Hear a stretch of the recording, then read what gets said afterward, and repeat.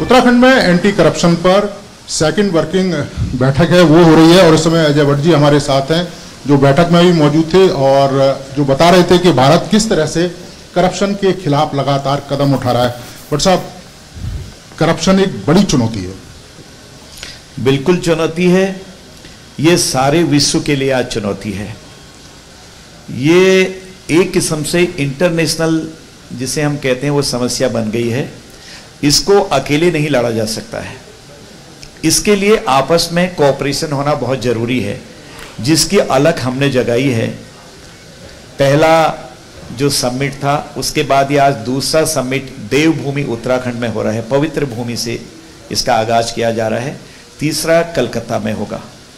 ये लगातार अब बढ़ने वाला कार्यक्रम है, एक किस्म से आंदोलन बन चुका है, क्योंकि जो भ्रष्टाचार का दीमक है वो सब देशों को एक किस्म से चट कर रहा है। ये भी देखने में आता है कि एक देश में कोई व्यक्ति करप्शन करके दूसरे देश में भाग जाता है और फिर उसको लाना बड़ा मुश्किल होता है, तो एक सहमति भी बनाई जा रही है। बिल्कुल, ये तो यही इसका मकसद है, क्योंकि हमने कहा है कि वसुधैव कुटुंबकम, हम सारे विश्व को एक परिवार मानते हैं।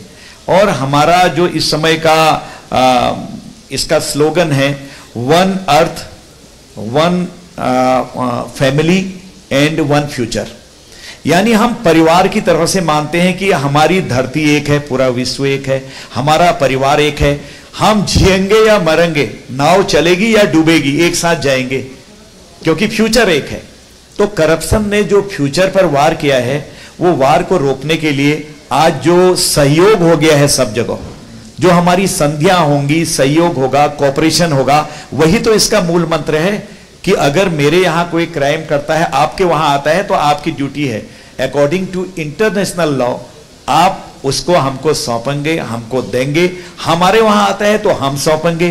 तो इस तरह से परिवार पर अगर संकट आता है, विश्व पर अगर संकट आता है, तो हमारे परिवार पर संकट है, क्योंकि हम एक हैं।